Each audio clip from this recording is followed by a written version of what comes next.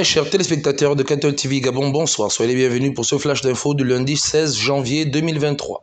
Dans l'Angélus du dimanche 15 janvier 2023, le Saint-Père a commenté l'évangile de Saint Jean. Dans son enseignement, le pape François insiste sur cet esprit de service de Jean le Baptiste qui témoigne de la liberté par rapport aux attachements. En effet, Jean le Baptiste qui a accompli sa mission s'est effacé sans attendre quelconque récompense. C'est dans ce sens que le pape François a demandé aux prêtres et aux fidèles de s'inspirer de son esprit de service.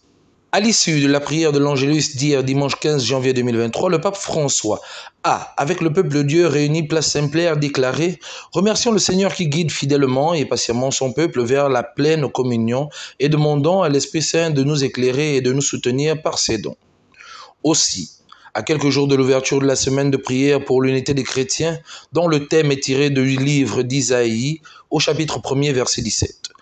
Apprenez à faire le bien, recherchez le droit.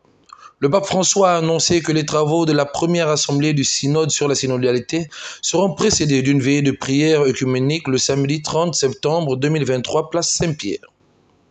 C'était le vendredi 13 janvier 2023 qu'a été présenté à l'archevêque métropolitain de Libreville, son Excellence Monseigneur Jean-Patrick Ibaba, les vœux du nouvel an 2023 et un joyeux anniversaire pour sa 5e année d'ordination épiscopale. Cette cérémonie s'est achevée par la remise des cadeaux au métropolitain de Libreville par la prière de l'Angélus.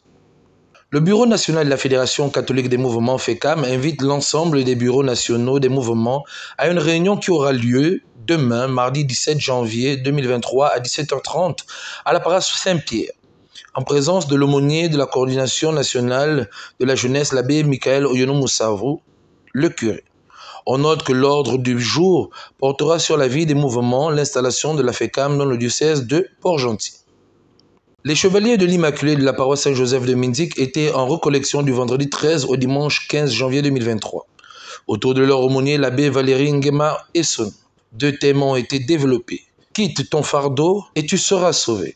Les fondamentaux du mouvement, les chevaliers de l'Immaculée. Ce fut un véritable moment de partage et de prière pour les jeunes de la dite paroisse. Très chers téléspectateurs de Cattle TV Gabon, c'est ainsi que se referme le flash d'information de ce lundi 16 janvier 2023. Nous vous remercions de l'avoir regardé. En route pour les 200 ans de notre Église, gardons la foi, l'espérance et la charité.